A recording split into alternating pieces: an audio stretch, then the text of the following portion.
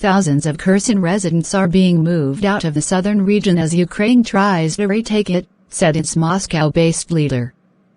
Vladimir Saldo said 50-60,000 civilians would leave 4 towns on the west bank of the Dnieper River, but Russian troops would stay behind and fight to the death to defend it. In response, Kyiv said Russia was trying to save the people of Kherson. Kherson was the first city to fall when Russia invaded earlier this year.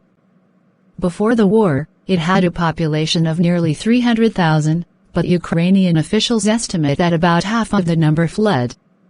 It is now considered a key symbolic target and potential strategic gain for Ukrainian forces. In another development, Russia's Vladimir Putin said he had signed a decree imposing martial law on 4 Ukrainian regions, including Kherson, which Moscow annexed last month in a move rejected as illegal by the international community. He also announced the strengthening of security throughout Russia, with the introduction of 3 different levels of security. Despite the growing pressure on Vladimir Putin, he shows no signs of de-escalation. He has announced that martial law will be applied in the 4 Russian-occupied regions of Ukraine that Moscow claims to have annexed. According to Russian law, martial law allows for the reinforcement of the army, curfews, limits on movement, forms of censorship and the internment of foreign citizens. But perhaps the most important announcement by the Kremlin leader was that security levels will be increased throughout Russia. In regions close to the border with Ukraine, such as the Belgorod, Bryansk, Krasnodar and Rostov regions, as well as in annexed Crimea, a medium level of response was declared. Measures include strengthening security and public order. The decree also provides for restrictions on traffic movement, as well as entry and exit of these regions. BBC Russia editor Steve Rosenberg writes that Putin is doubling down as he faces setbacks in the war. While Moscow says Ukraine is shelling homes in Kherson, a barrage of missile attacks on Kyiv last week left dozens dead, including doctor and mother Oksana Lentieva. The pediatric blood cancer specialist was killed on her way to work after dropping off her young son at the nursery. She was only 36 years old. The cost of living is skyrocketing for all families, and the more heads under one roof, the higher the bills will be.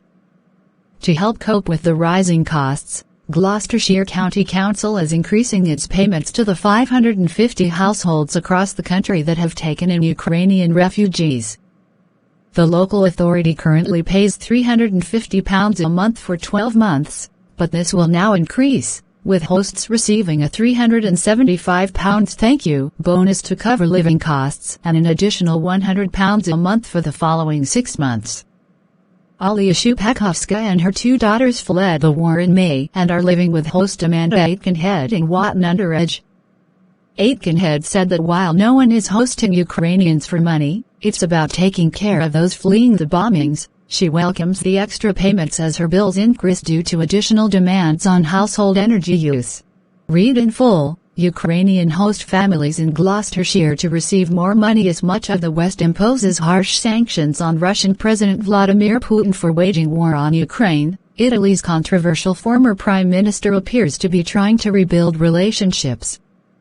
Silvio Berlusconi, who will be part of Italy's new coalition government, sparked a storm of criticism when he boasted that he had rekindled his relationship with Mr. Putin by exchanging nice letters in which the Russian leader called him number 1 of his 5 best friends.